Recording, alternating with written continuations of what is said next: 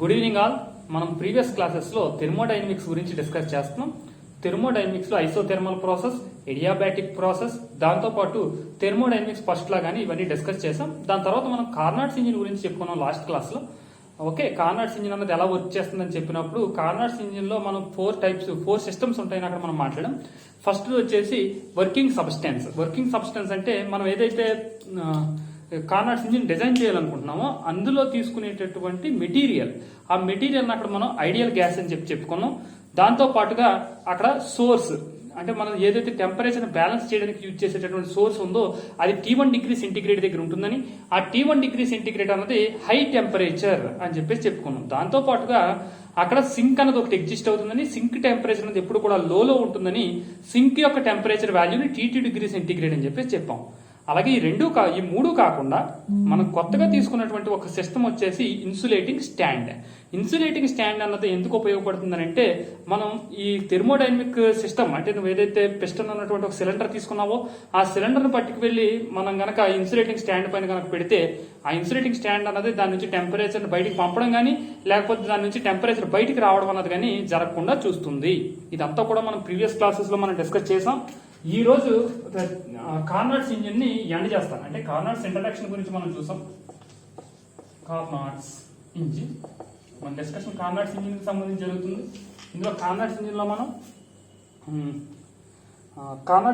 మనం డయాగ్రామ్ వేసాం. మనం ప్రెజర్ అండ్ వాల్యూమ్ కి ఇండికేటర్ డయాగ్రామ్ అంటారని చెప్పేసి చెప్పుకున్నాం. దాన్ని ప్రెజర్ అండ్ వాల్యూమ్. ఇక్కడ ప్రెజర్ వచ్చేసి వై యాక్సిస్ పైన, అలాగే ఎక్స్ యాక్సిస్ పైన వాల్యూమ్ తీసుకుని మనం ప్రీవియస్ క్లాస్ లో గ్రాఫ్ వేసాం. ఓకే, నేను ఆ గ్రాఫ్ ని డైరెక్ట్ వేస్తున్నా. ఆల్రెడీ ప్రాసెస్ ఎలా జరుగుతుంది అన్నది కూడా అక్కడ చెప్పుకున్నాం. మనం ఏ పాయింట్ దగ్గర P1 V1, ఏ పాయింట్ దగ్గర ప్రెజర్ P1 V1. ఎప్పుడైతే నువ్వు పిస్టన్ పైకి లాగావో దాని వాల్యూమ్ లో చేంజ్ వస్తుంది, కానీ టెంపరేచర్ లో చేంజ్ రాదు. ఎందుకంటే ఆ సిస్టమ్ ను పట్టుకెళ్ళి మనం ఎక్కడ పెట్టాం, సోర్స్ పైన పెట్టాం. కాబట్టి అక్కడ ఏదైతే టెంపరేచర్ తగ్గుతుందో ఆ తగ్గుతున్నటువంటి టెంపరేచర్ ని సోర్స్ ఇంజిన్ కి సరఫరా చేస్తుంది అనమాట. కాబట్టి అక్కడ ఏం జరుగుతుందమ్మా, ఓకే బ్లూ పెన్ అంత కంఫర్ట్ గా లేదని అనుకుంటున్నా, కాబట్టి బ్లాక్ తో రాద్దాం. Just right.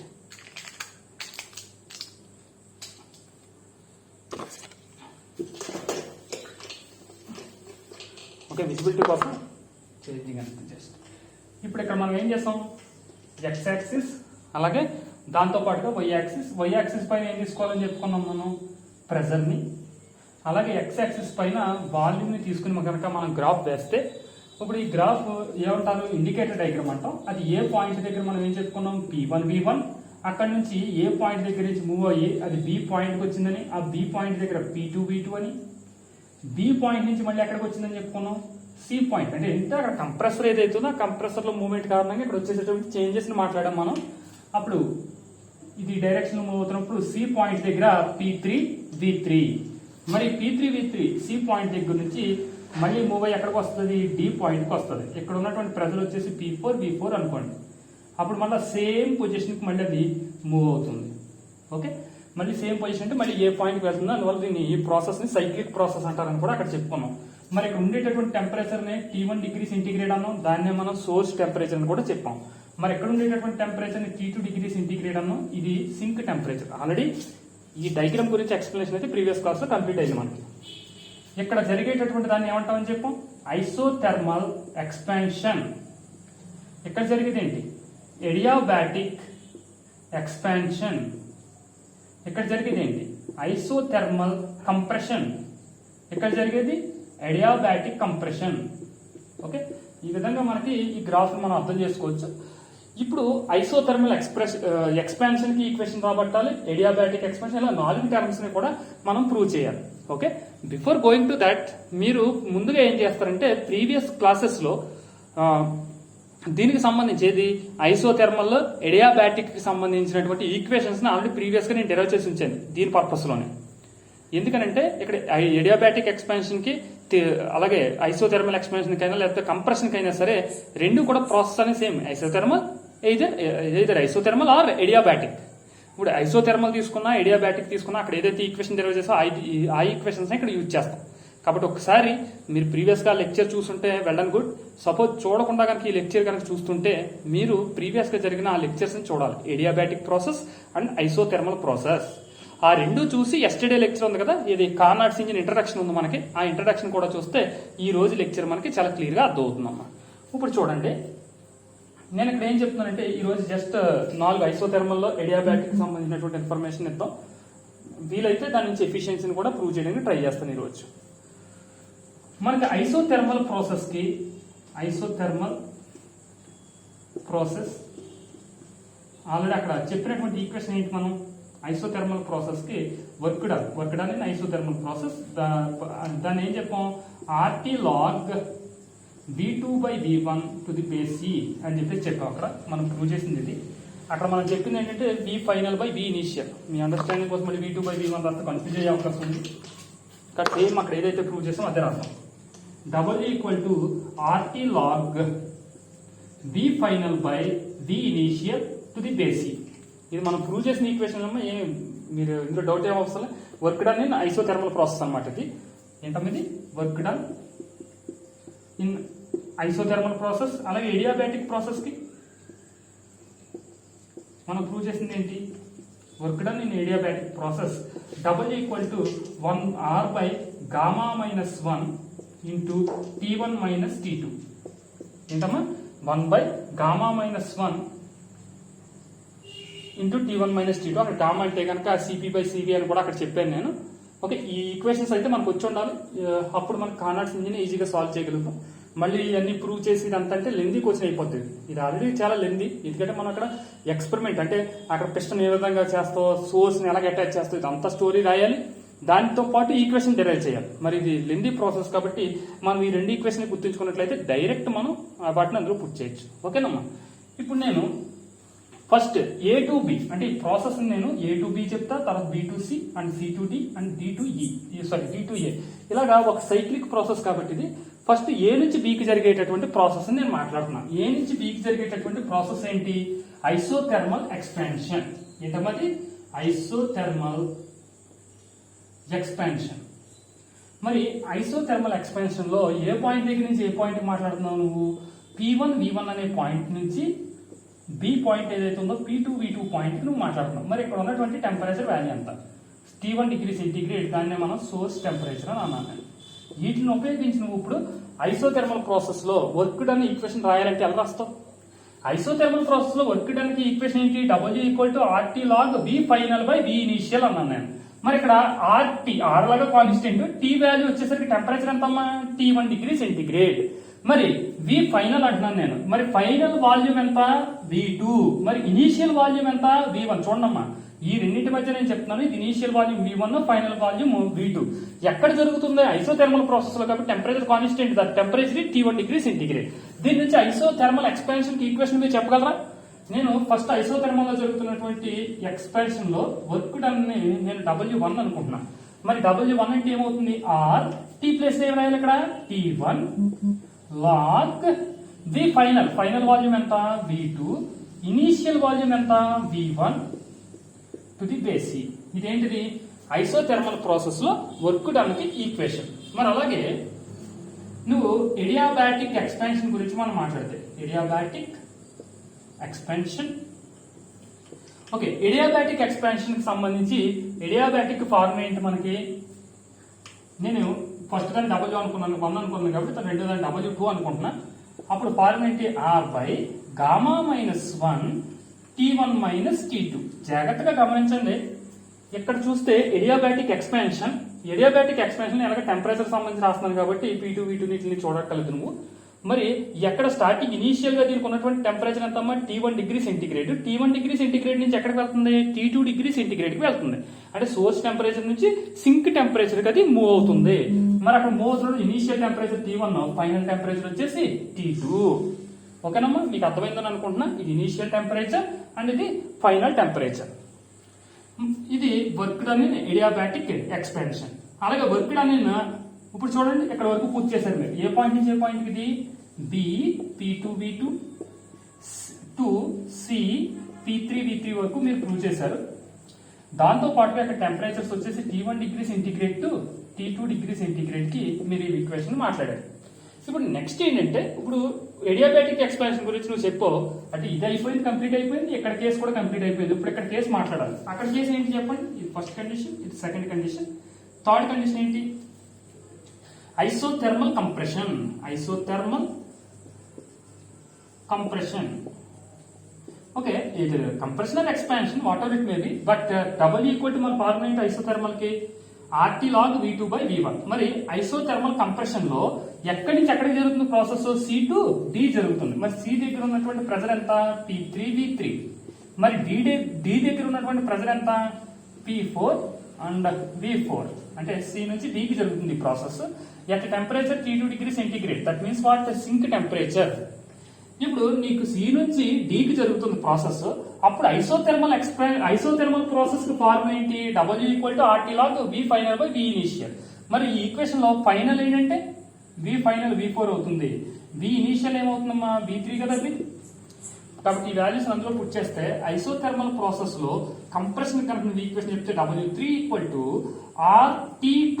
ఎందుకంటే నువ్వు T2 డిగ్రీ సెంటిగ్రేడ్ దగ్గర చెప్తున్నావు కాబట్టి RT2 log ఫైనల్ వాల్యూమ్ ఎంత? V4 by initial volume V3 to the base C. ఓకేనమ్మా, ఇది W3 కి సంబంధించి. మరి ఇక్కడ వరకు కూడా నీ ప్రాసెస్ కంప్లీట్ అయింది. ఇప్పుడు D2A ఈక్వేషన్ డెరైవ్ చేయాలి.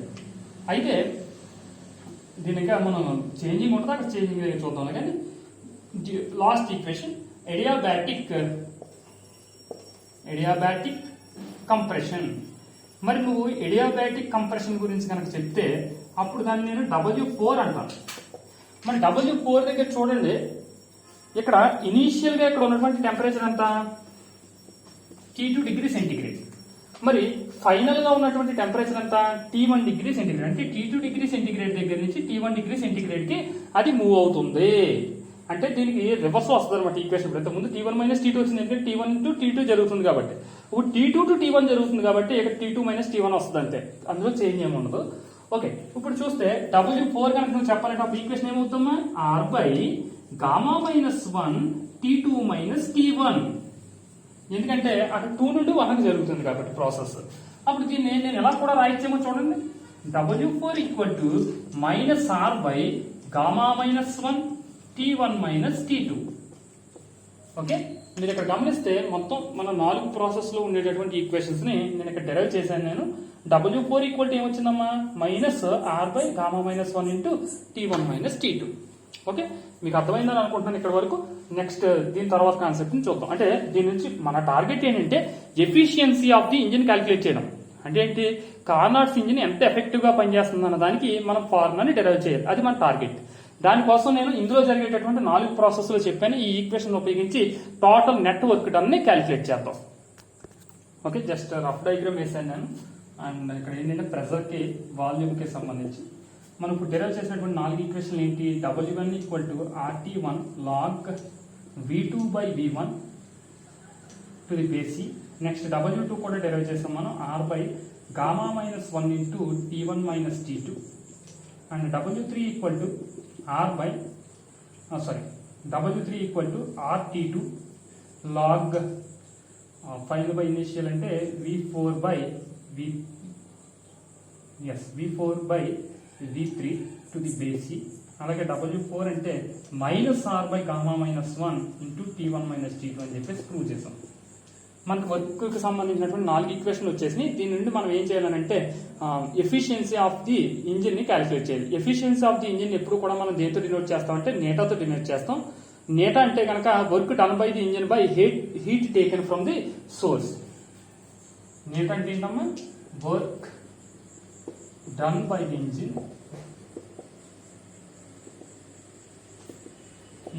by heat taken from the source.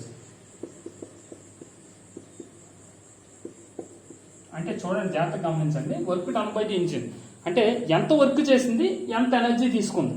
అంటే మనం తక్కువ ఎనర్జీ ఇచ్చాం, ఎక్కువ వర్క్ చేసింది, అది పర్ఫెక్ట్ ఇంజిన్ అవుతుంది అనమాట. అలా మనం ఎఫిషియన్సీని ఎప్పుడు కూడా దేంతో డినోట్ చేస్తామా?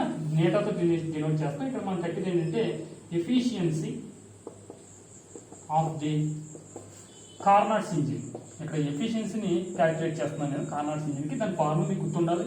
Efficiency of the Carnot's engine నేటా equal to work done by the engine by heat taken from the source. మరి heat taken from the source work done అంటే ఏం చెప్తామంటే మనకి Q1 అన్నది ఫస్ట్ ఇనీషియల్ గా నువ్వు T1 డిగ్రీ సెంటిగ్రేడ్ దగ్గర సోర్స్ ఉందన్నావు కదా, అప్పుడు అది హీట్ సప్లై చేస్తుందని అనుకున్నాం. ఆ హీట్ ని Q1 అనుకోండి. అంటే సోర్స్ ఎంత హీట్ ని సప్లై చేస్తుందంటే T1 డిగ్రీ సెంటిగ్రేడ్ దగ్గర ఉన్నటువంటి సోర్స్ Q1 హీట్ ని సప్లై చేస్తుంది. మరి అలాగే ఈ T1 డిగ్రీ దగ్గర నుంచి అది ఎక్కడ కన్వర్ట్ అయింది, T2 డిగ్రీ దగ్గర కన్వర్ట్ అయింది అని చెప్పుకున్నాం. అప్పుడు అక్కడ జరిగిన ఎంత Q2 అని అనుకోండి, అక్కడ జరిగిన లాస్ ఎంత Q2. అప్పుడు నువ్వు work done by the engine అంటే కనుక అప్పుడు ఏం చెప్పొచ్చు, Q2 మైనస్ Q1. దాని ప్రకారం చూస్తే అలాగే heat taken from the source అంటే Q1. దీని నుండి మనం ఈక్వేషన్ ఎలా కన్వర్ట్ చేయొచ్చు, Q2 minus Q1 by heat taken from the source కాబట్టి దాని వాల్యూ Q1.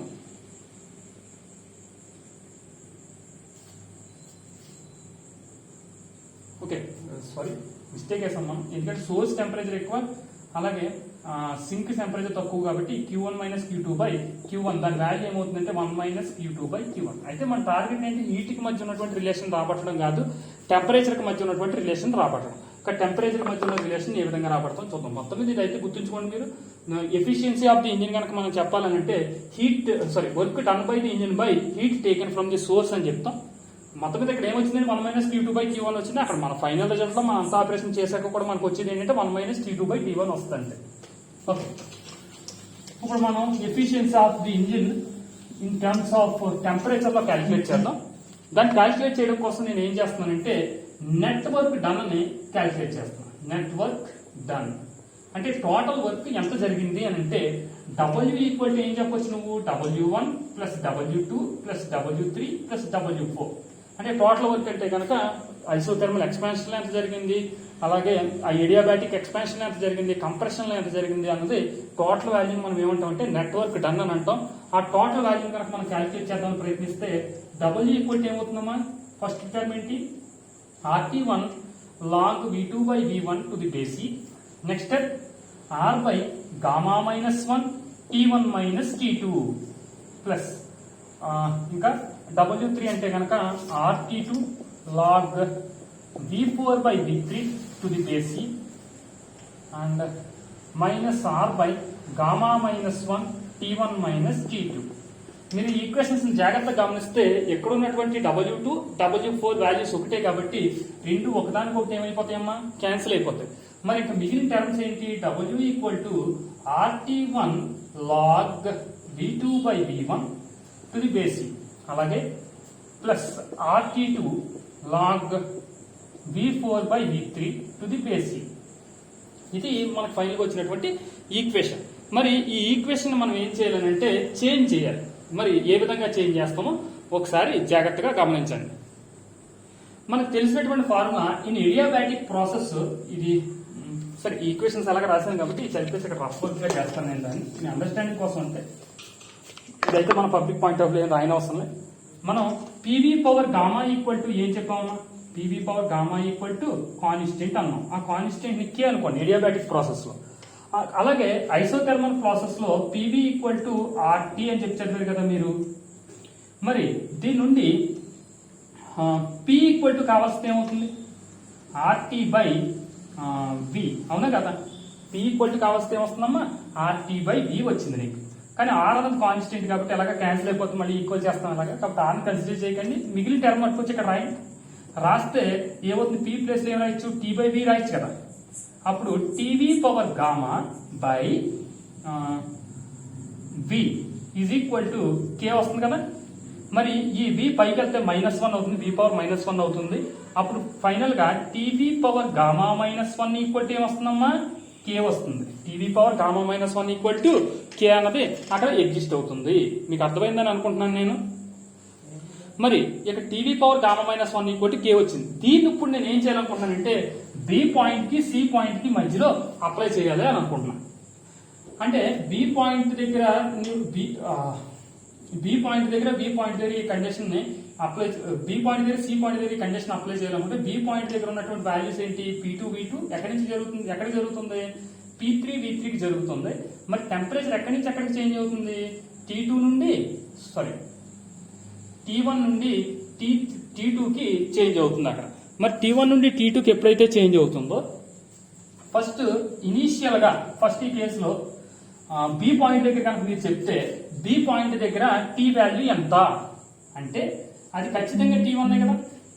అలాగే బి పాయింట్ దగ్గర బి వాల్యూ ఎంత అంటే అదెంతది V2 to the gamma minus 1 is equal to ఈ పాయింట్ దగ్గర చూస్తే అంటే సి పాయింట్ దగ్గర కనుక మీరు చెప్తే T2 అక్కడ టెంపరేచర్ T2 అండ్ వాల్యూమ్ వచ్చేసి V3 to the gamma minus 1. ఓకేనమ్మా. దీని నుండి మనకి T1 by T2 equal to ఏమవుతుందమ్మా V3 by V2 to the power of gamma minus 1. ఓకేనా. జస్ట్ దీన్ని ఎలా తీసుకెళ్ళని రెండు పవర్ సేమ్ కాబట్టి నేను V3 by V2 whole power gamma minus 1 ని రాశాను.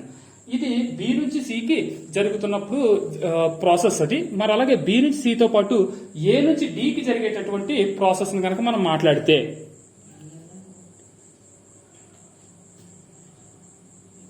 ఏ నుండి డికి జరిగేటటువంటి ప్రాసెస్ అంటే ఇప్పుడు మనం బి టు సి మాట్లాడాం. Next A to D. మరి ఏది సారీ డి టు ఏ తీసుకున్న తప్పేం కాదు కానీ ఎందుకంటే అక్కడ డి టు ఏ జరుగుతుంది ప్రాసెస్ అది మనం కన్ఫ్యూజ్ అవుతున్నాం. డి పాయింట్ దగ్గర ఉన్నటువంటి వాల్యూస్ ఏంటి P4 V4. అలాగే ఏ పాయింట్ దగ్గర ఉన్నటువంటి వాల్యూస్ ఏంటి P1 V1. ఎక్కడ టెంపరేచర్ వచ్చి T2 ఎక్కడ టెంపరేచర్ వచ్చేసి T1. అంటే ఇప్పుడు డి నుండి ఏకి జరిగే ప్రాసెస్ గురించి మనం మాట్లాడుతున్నాం. అప్పుడు చూస్తే నీకు TV power gamma minus 1 equal K నీకు ఎలాగో తెలుసు కాబట్టి దీని నుండి డి పాయింట్ దగ్గర ఏమవుతుందమ్మా టెంపరేచర్ డి పాయింట్ దగ్గర వచ్చేసి T2 అండ్ వాల్యూమ్ వచ్చేసి V4 whole power gamma minus 1 equal to మరి అలాగే దీనికి ఏ పాయింట్ దగ్గర కనుక చెప్తే అక్కడ టెంపరేచర్ వచ్చేసి T1 అలాగే వాల్యూమ్ వచ్చేసి V1 కాబట్టి V1 పవర్ గామా మైనస్ 1. దీని నుండి T1 బై T2 కనుక నీకు కావలిస్తే T1 బై T2 వాల్యూ కనుక కావలిస్తే ఈ V1 ఒక పక్క వస్తుంది కాబట్టి V4 by V1 whole power gamma minus 1. Okay. మీరు ఇక్కడ ఈక్వేషన్ కనుక జాగ్రత్తగా గమనిస్తే మీకు ఫైనల్ గా ఏమొస్తుందంటే అక్కడ ఎక్కడ T1 బై T2 ఎక్కడ ఉన్నది కూడా T1 బై T2. మరి T1 బై T2 రెండు T1 బై T2లు కాబట్టి మీరు దాన్ని కనుక కంపేర్ చేస్తారు. రెండింటిని కూడా ఈక్వల్ చేయొచ్చు కదా. ఓకే చెప్పేస్తున్నాను చూసుకోండి. దీన్ని ఈక్వల్ చేస్తున్నాను. నా టార్గెట్ ఏంటంటే ఫైనల్ గా ఎఫిషియన్సీ ఆఫ్ ది ఇంజిన్ ని క్యాలిక్యులేట్ చేయడం. ఓకే. రెండు T1 బై T2 కాబట్టి వీటిని కంపేర్ చేస్తే V3 by V2 whole power gamma minus 1 equal to V4 by V1 whole power gamma minus 1. రెండింటి పవర్ సేమ్ కాబట్టి అక్కడ పవర్ ని మీరు క్యాన్సిల్ చేయొచ్చు. చేస్తే మీకు వచ్చేది ఏంటంటే V3 by V2 equal to V4 by V1. దీని నుండి V3 by V4 equal to V2 by V1. Okay మీరు గమనించారా ఇంతకు ముందు మనకి వర్క్ డన్ సంబంధించి ఈక్వేషన్ మనం రాసాం కదమ్మా. ఆ ఈక్వేషన్ అనేది ఇప్పుడు చేంజ్ అవుతుంది. మీరు జాగ్రత్తగా గమనిస్తే ఆ ఈక్వేషన్ చేంజ్ అవుతుంది. ఎందుకు మనం ప్రీవియస్ గా క్యాలిక్యులేట్ చేసినటువంటి ఈక్వేషన్ లో మనకు వచ్చింది V3 బై V4 వచ్చింది మనకి. రైట్ ఒకసారి మళ్ళీ వస్తాను చూడండి. డబుల్ ఈక్వల్ టు మనం ప్రూవ్ చేసినప్పుడు ఏమొచ్చింది RT1 log V2 by V1 వచ్చింది ఒకటి minus RT2 log V3 by V4 వచ్చింది బేసి. మరి ఇప్పుడు V2 by V1 equal to నువ్వేం ప్రూవ్ చేసావు V3 బై V4 అని చెప్పి ప్రూవ్ చేసావు. అంటే V3 బై V4 ప్లేస్ లో ఏం రాయొచ్చు ఇప్పుడు V2 బై V1 ని రాయొచ్చు. రాస్తే double equal to RT1 log V2 by V1 to the base minus RT2 log V2 by V1 కదమ్మా. ఎందుకంటే రెండు సేమ్ అని మనం ఇప్పుడే ప్రూవ్ చేసాం.